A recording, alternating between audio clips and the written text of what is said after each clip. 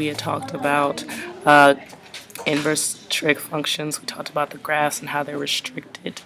For the sine inverse, we talked about how it's restricted in between -1 and 1, and the range was from negative pi over 2 to pi over 2. How cosine inverse is between -1 and 1 and 0 to pi, and how tangent inverse is from negative infinity to infinity, and the range is from negative pi over 2 to pi over 2. And so the one thing you need to realize is that inverse trig functions, just like with any regular function, when you're finding the inverse, you are basically taking the x and y points and switching them.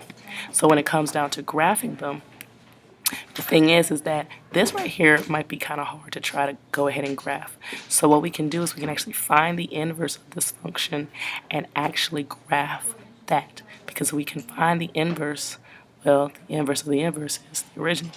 So what we do is, I like to write my arc cosines as cosine to the -1. And so once you do that, you switch your x's and your y's. You solve for y. So to get rid of the cosine inverse, you're going to multiply both sides by cosine and then divide by 2. And that turns into 1/2 cosine x. And if you realize that we've been spending most of our time graphing these types of functions, and so this basically is just an amplitude of 1/2. So we don't do anything to our x's, but we multiply all of our y's by 1/2. So if we look at 0, pi over 2 pi, 3 pi over 2, and 2 pi, our normal x values. And for cosine, the y values of 1, 0, -1, 0, 1. The only thing that changes is our y's. We just multiply them by 1/2 to get 1/2, 0, -1/2, 0, and back to 1/2. And the thing is that since the cosine inverse, which is what we're actually trying to graph, our cosine, all we really need are the first three values, because cosine inverse is restricted between 0 and pi. So those are the only points that we need to graph the arc cosine of 2x. So we take those points of 0, 1/2, pi over 2, 0, and pi, -1/2, and we just switch those points as you see over here in the red, and those are the points that you plot to graph your inverse, the arc cosine of 2x. Similarly, with arc sine of 3x, it's a lot easier for us to graph the original, so we basically switch x and y, solve for y, and get 1/3 sine x. This is easy to graph. All we have to do is we just have to take our y's and multiply them by 1/3. Now, as you see here, instead of the big 5, I added in a negative pi over 2. Now, the reason why I do that is because that way, all we have to do is, the inverse of sine, which is what we're graphing here, arc sine of 3x, is bounded between negative pi over 2 and pi over 2. So we need those values there in order to graph the inverse. So this right here is what we're actually going to be graphing after we switch the points, because we are graphing the inverse. And that is what you see here. Okay? So the trick is with graphing inverse functions is basically graph the original and then take the x and y points and switch them. Now, composition of trig functions, if you recall back from, I want to say it was lesson 6 when we talked about composition functions. If we take the original function and the inverse and we plug one into the other, we should get x if they are indeed inverses of each other, and vice versa. If we take the original, plug it into the inverse, we should get x. And that, by definition, is a composite function. We can do the same thing with trig functions and their inverses. If we plug in the inverse of sine into the original sine function, then basically what these things are going to do is they're going to cancel out. And the value of that is going to be exactly what is given to us here, as you can see. The one stipulation is that x has to be in between -1 and 1, meaning that that ordered pair, that coordinate, or just that number that they give us has to be in between -1 and 1. And vice versa. If we plug the original function into the inverse, then they're going to cancel each other out, and that value is just going to be y. And y has to be in between negative pi over 2 and pi over 2.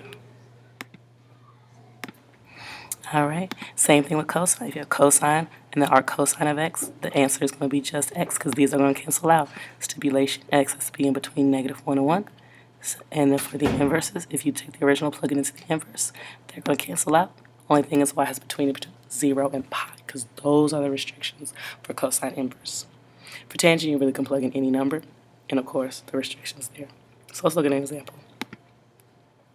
It says find each exact value for each expression if it exists, because sometimes it won't. Here we have the inverse being plugged into the original. As before, If this value is in between -1 and 1, which it is, they cancel out, and our answer is just going to be -1/4, just like that. And it's just that simple. Okay? And now if this was a value on our unit circle, then we could kind of do like a backwards working thing.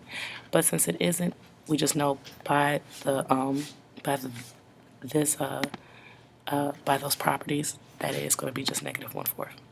Over here, we have the original plugged into the inverse. Okay? They technically would cancel out if this actually was defined at power 2.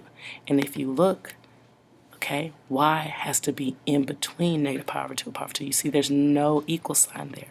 So this one actually does not exist. Okay, this one, D, N, E. Please forgive me. I'm using the laptop to do this, so that's why it looks as bad. Okay, it does not exist for power 2. That's only for tangent. If it was sine, then yes, it would exist. Over here, you have arc sine, and then you have sine of 7 power 4. Now, before you sit there and say, oh, well, that doesn't exist because 7 power 4 does not lie within the circle, be very careful. This is what I was referring to. You can work your way inside out.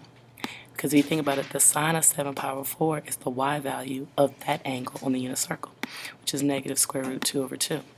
So what we can actually do is we can actually replace that whole part that's in the parentheses with a -√2/2. Then all we have to do is we just have to take the sine inverse of that,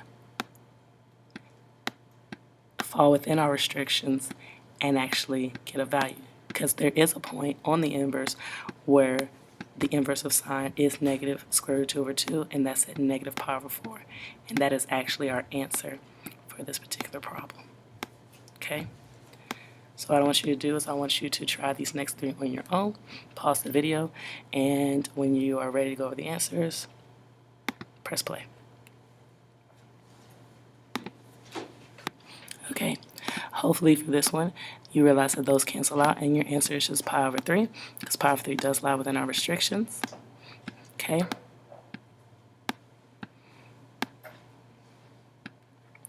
Over here, same thing.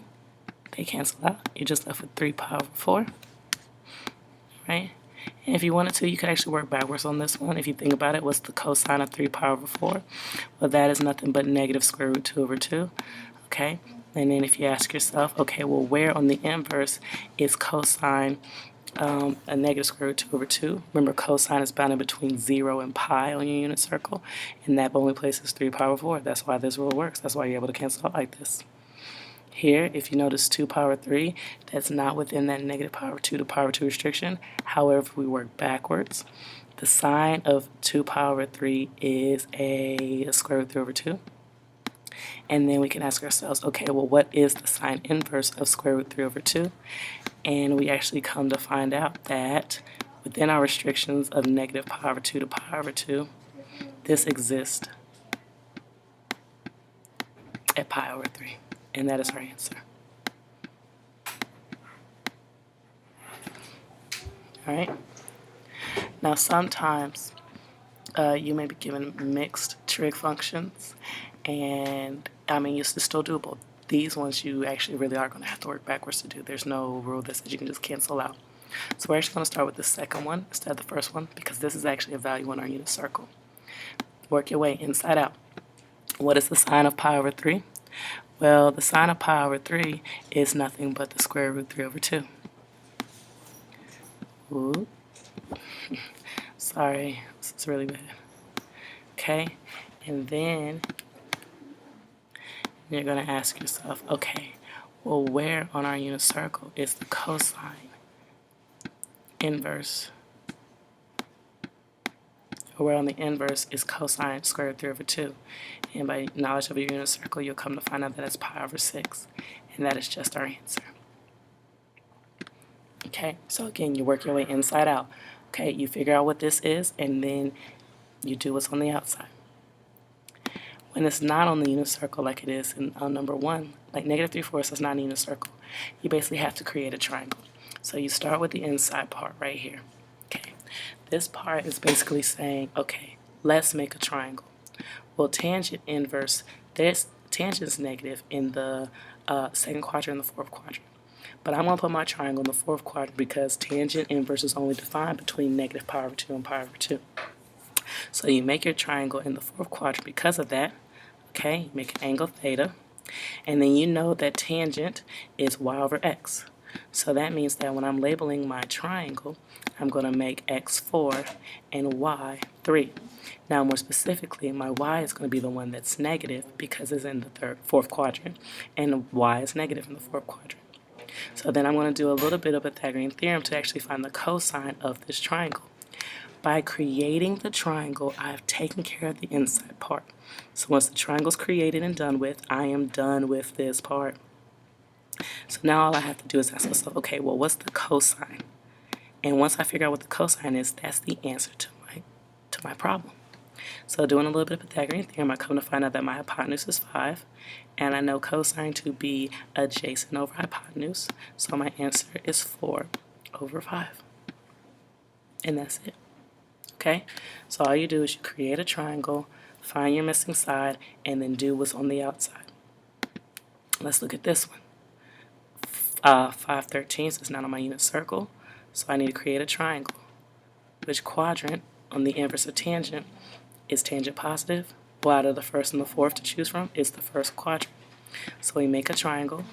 We know that tangent's y over x, so that means that my y is 5 and my x is 13. After doing a little bit of math, a Pythagorean theorem, 5 squared plus 13 squared, I get a total of the square root of 194. That's my hypotenuse. So my triangle is done. I'm done with the inside. Now, if the square root of 194 simplified and reduced, then you want to do that. But last time I checked, I didn't think it did. So now all I'm going to do is find the sine of this triangle. We know sine is opposite over hypotenuse. So when I do that, I get my answer. But I got to remember, I can't have square root on the bottom, so I have to rationalize. So my final answer is 5 square root of 194 all over 194. This is very difficult to do from my computer because I don't have a stylus or anything like that.